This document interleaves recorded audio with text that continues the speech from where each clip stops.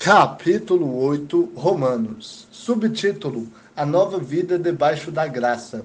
Portanto, agora já não há condenação alguma para os que estão em Cristo Jesus, porque a lei do Espírito da vida, em Cristo Jesus, te livrou da lei do pecado e da morte.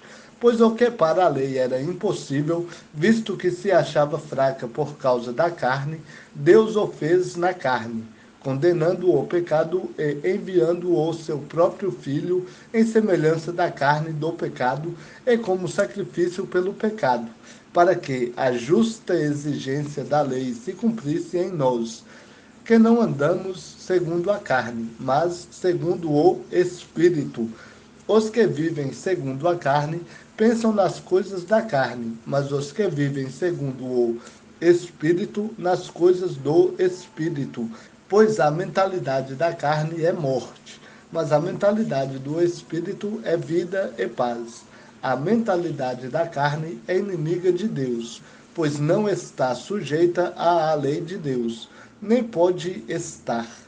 Os que vivem na carne não podem agradar a Deus. Vós, porém, não estáis sob o domínio da carne, mas do Espírito, se é que o Espírito de Deus habita em vós. Mas, se alguém não tem o Espírito de Cristo, não pertence a Cristo.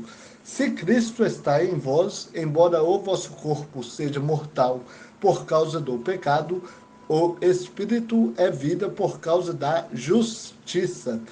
E se o Espírito daquele que ressuscitou Jesus dentre os mortos habita em vós, aquele que ressuscitou Cristo Jesus dentre os mortos há de dar vida também aos vossos corpos mortais, pelo seu Espírito que em vós habita.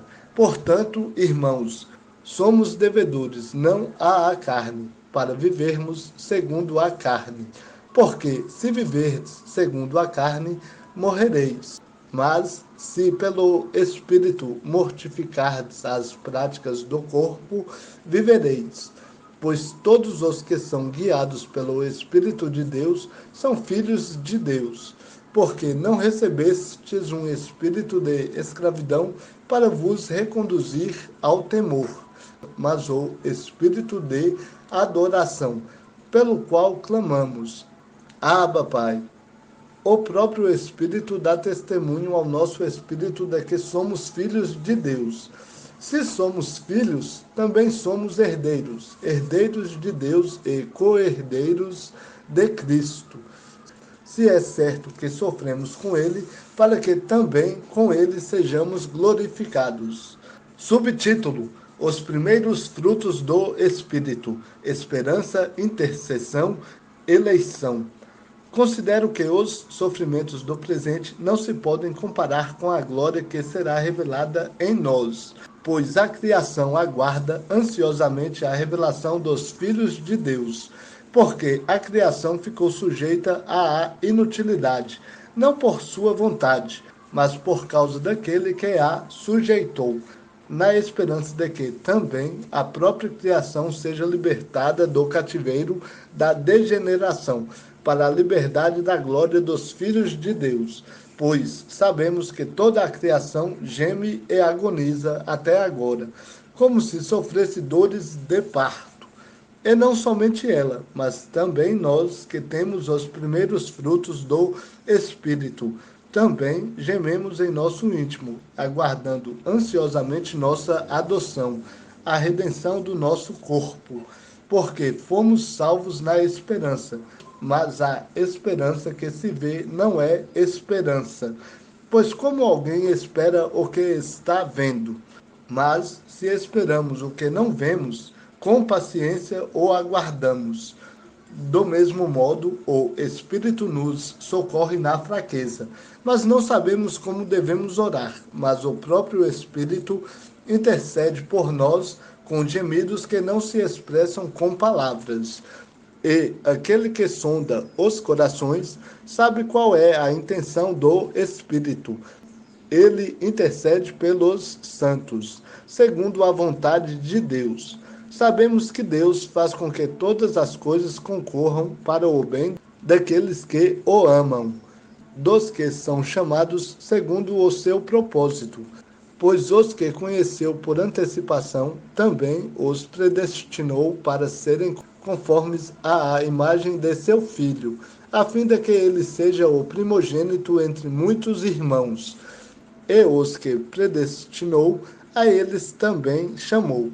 E os que chamou, a eles também justificou. E os que justificou, a eles também glorificou. Subtítulo: Um cântico de vitória. Portanto, que poderemos dizer diante dessas coisas? Se Deus é por nós, quem será contra nós? Aquele que não poupou nem o próprio Filho, mas, pelo contrário, o entregou por todos nós, como não nos dará também com ele todas as coisas? Quem trará alguma acusação contra os escolhidos de Deus? É Deus quem os justifica. Quem os condenará? Cristo Jesus é quem morreu, ou, pelo contrário, quem ressuscitou dentre os mortos, o qual está à direita de Deus e também intercede por nós.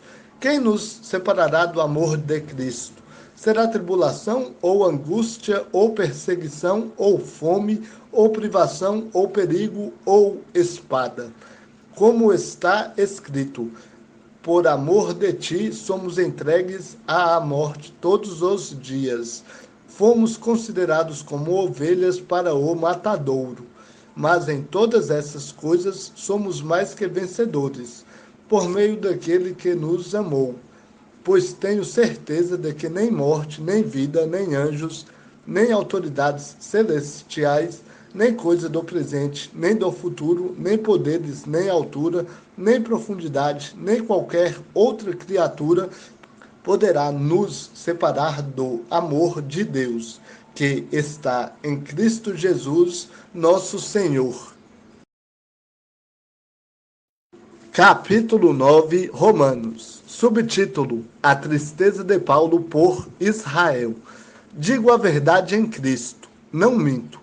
Minha consciência dá testemunho comigo no Espírito Santo, de que tenho grande tristeza e incessante dor no coração, porque eu mesmo desejaria ser amaldiçoado e excluído de Cristo, por amor de meus irmãos, meus parentes segundo a carne.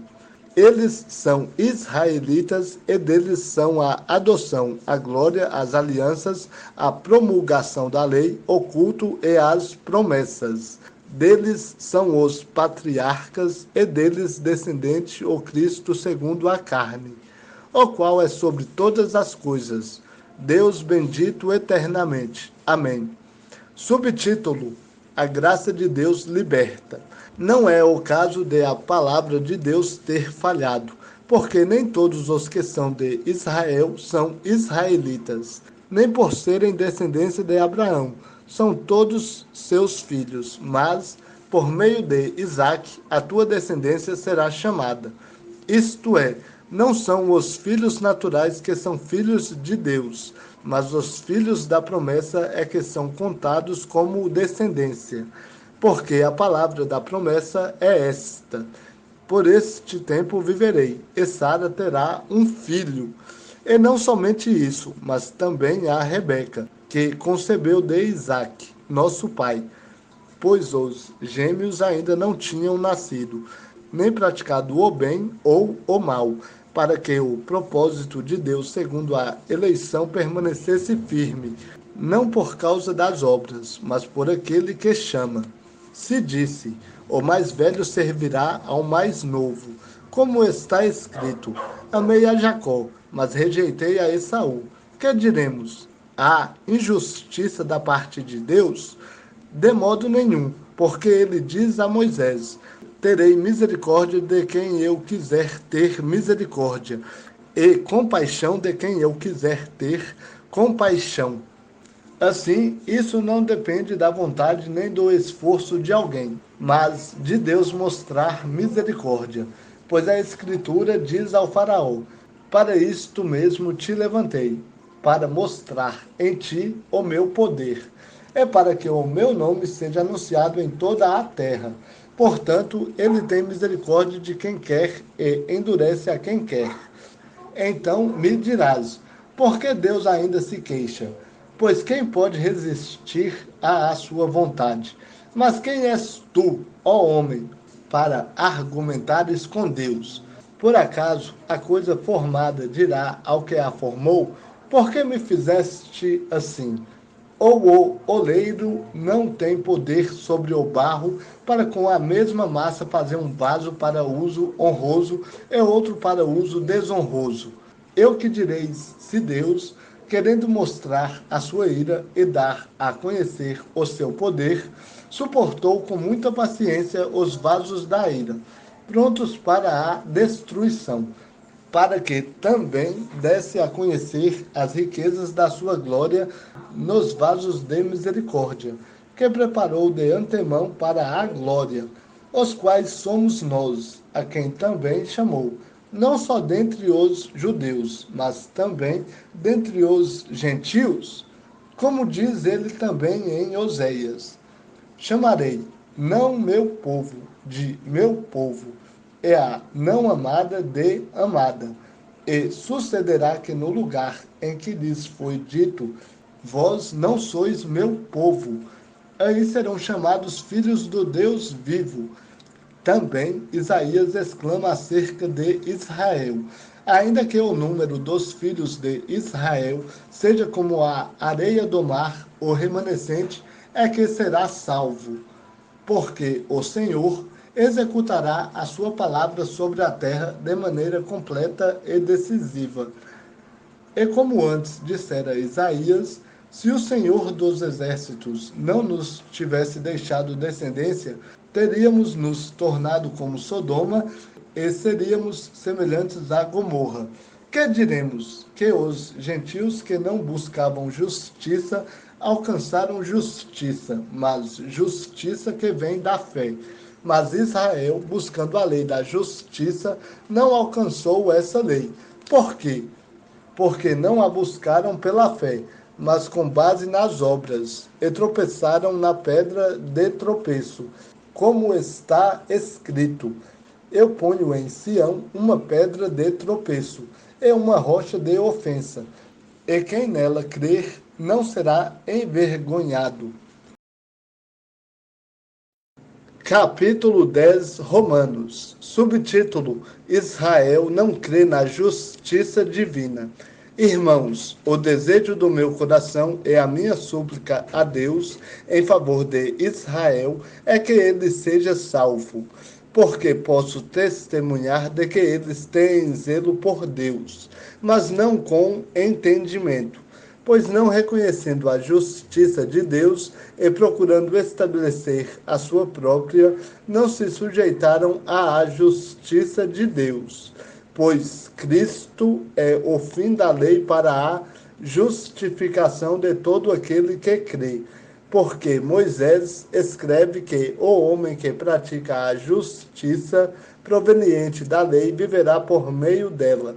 Mas a justiça que vem da fé diz: não digas em teu coração: quem subirá ao céu? Isto é, para fazer Cristo descer. Ou quem descerá ao abismo? Isto é, para fazer Cristo subir dentre os mortos. Mas que diz? A palavra está perto de ti, na tua boca e no teu coração. Isto é, a palavra da fé que pregamos. Porque se com a tua boca confessares Jesus como Senhor e em teu coração creres que Deus o ressuscitou dentre os mortos, serás salvo. Pois com o coração é que se crê para a justiça e com a boca se faz confissão para a salvação. Porque a Escritura diz: todo o que nele crê nunca será envergonhado. Pois não há distinção entre judeu e grego, porque o mesmo Senhor é o Senhor de todos, rico para com todos que o invocam. Porque todo aquele que invocar o nome do Senhor será salvo. Como, pois, invocarão aquele em quem não creram? E como crerão naquele de quem não ouviram falar? E como ouvirão se não há quem pregue? E como pregarão se não forem enviados? Assim como está escrito: como são belos os pés dos que anunciam coisas boas. Mas nem todos deram ouvidos ao Evangelho, pois Isaías diz: Senhor, quem deu crédito à nossa mensagem? Portanto, a fé vem pelo ouvir, e o ouvir pela palavra de Cristo. Mas pergunto: será que não ouviram? Claro que sim. Sua voz ecoou por toda a terra e suas palavras até os confins do mundo. Mas pergunto ainda: será que Israel não ficou sabendo? Primeiro diz Moisés: farei com que tenham ciúmes dos que não são um povo. Com um povo insensato vos provocarei a ira. E Isaías ousou dizer: fui achado pelos que não me buscavam, manifestei-me aos que não perguntavam por mim. Mas quanto a Israel, ele diz: todo o dia estendi as minhas mãos a um povo desobediente e rebelde.